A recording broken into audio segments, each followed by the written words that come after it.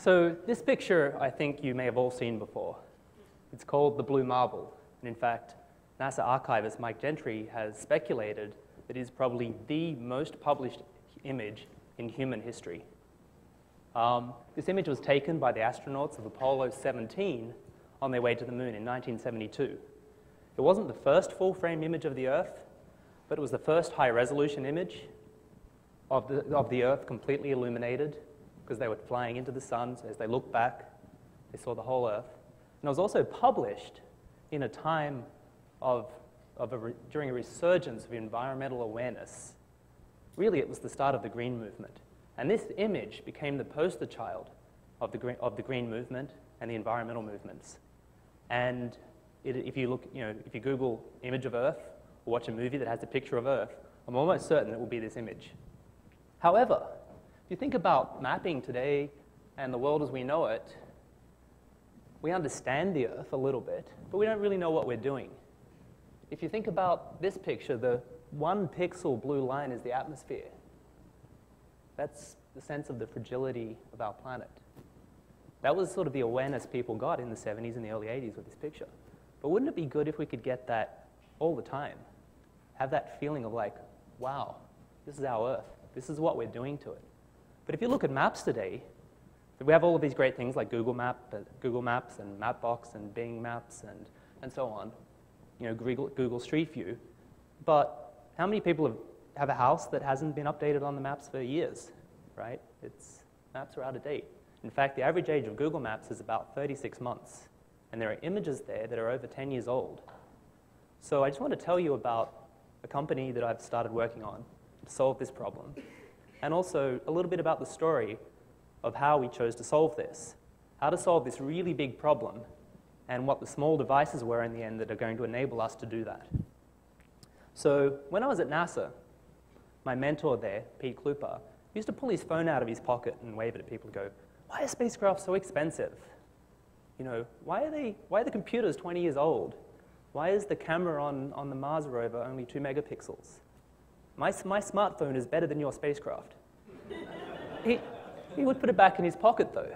And so one day, some colleagues and I decided, let's take him up on that challenge. So the first thing we decided to do was try and break some phones. And so this is a smartphone in a vacuum chamber. We wanted to know if they would work in space. First test, do they work in a vacuum? So it turns out most of the electronics in modern consumer devices today are pretty much made in very sterile vacuum-like conditions anyway. A lot of them are actually made in a vacuum. So in a sense, this was just like going home for the phone.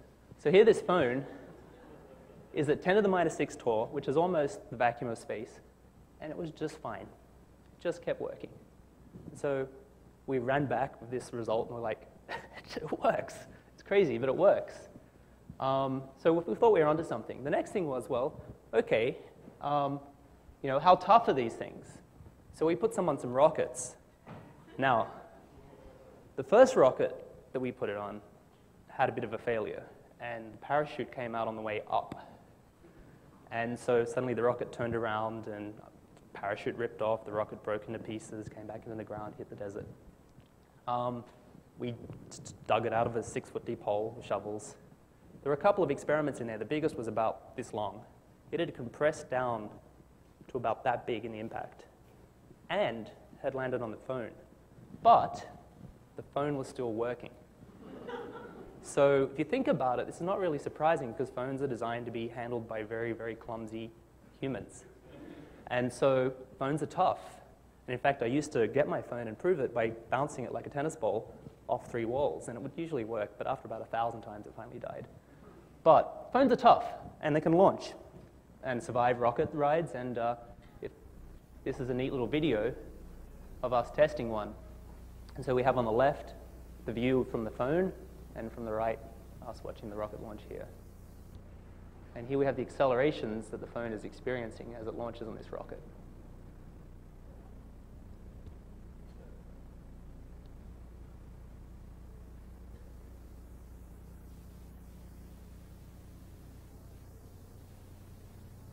As we get to the top here, in a minute, the rocket will roll over, things will slow down.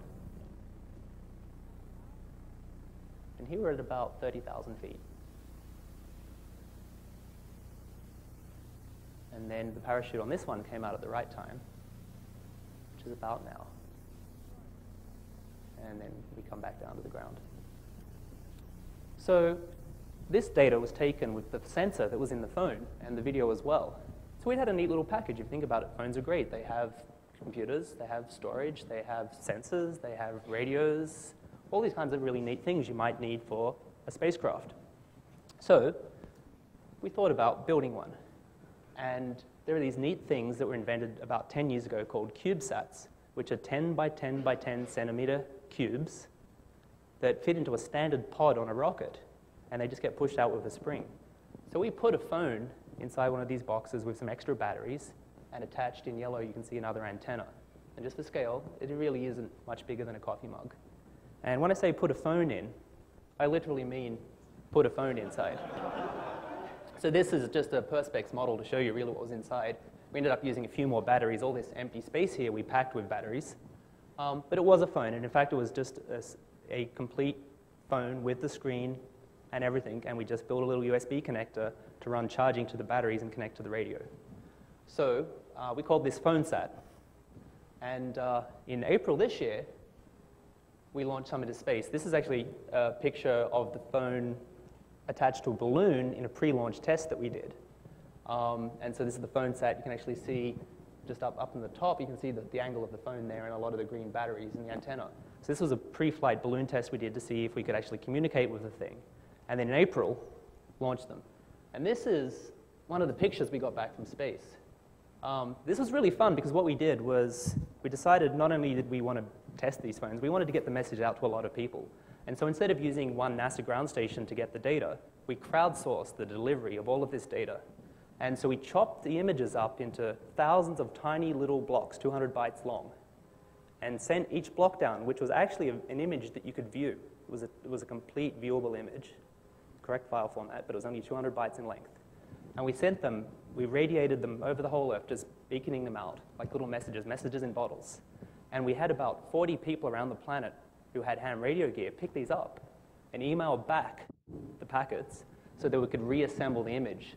So this is a picture of one of these photos from space taken with the phone camera being reassembled. So at this point, we thought we were really onto something. We had a cheap system, we could take photos, but we wanted to do better than this. So maybe a phone wasn't exactly the right thing, but there had to be something that would help us solve this problem of building scalable, cheap computing systems that could help us map the Earth better.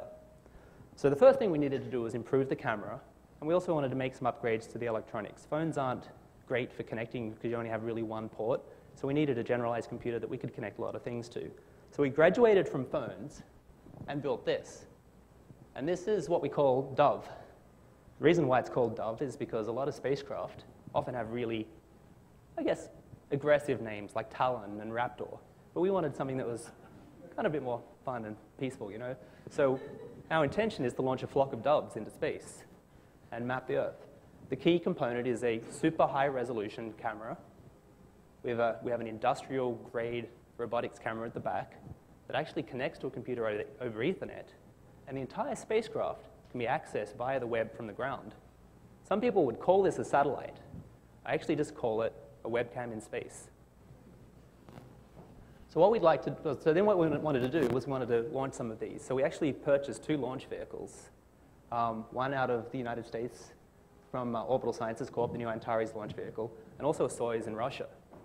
We hoped to space these apart by about 6 months so that we could launch one, and then in the sort of spirit of Silicon Valley, iterate, release early, release often, and iterate a second time on the Soyuz. But what happened was the schedule slipped, and over a 2-year period, these 2 launches ended up being 3 days apart. But it gets better. The Soyuz launched first, and we were attached to the capsule of which the Russians were using for a variety of science experiments. And we were going to stay in orbit for 3 days until they released us. So what happened in the end was while we were in our mission control center, waiting for the first pass of Dove 2 to go overhead, Dove 1 launched within seconds. And the engineering team were watching the screens, watching the webcast from Virginia of the Antares' maiden flight. And I'm like, guys, Like, we got 20 seconds. And we actually got to see the thing go all the way up to first stage separation.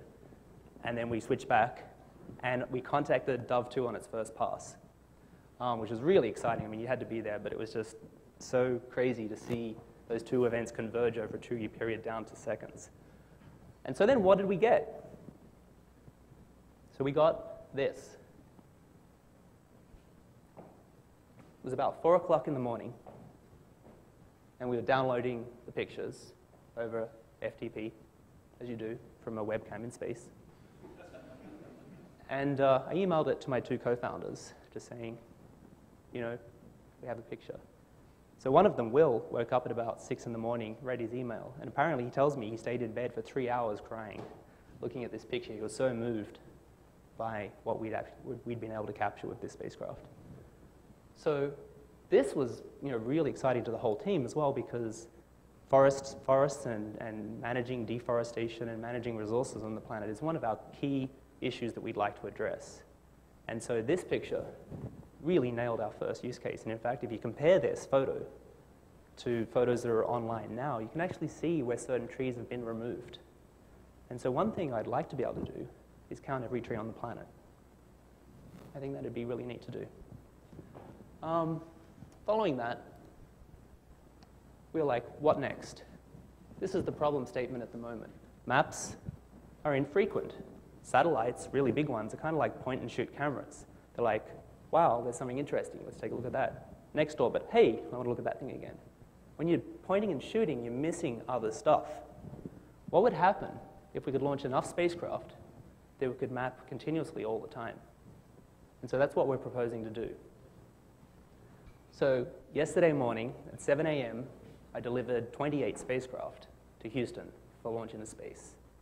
And we're hoping by next year, when the satellites are commissioned and operational, to be providing complete coverage of the planet, and every quarter to provide an updated base map of what our planet looks like. This is our team. I'm really proud of them, of what they can do.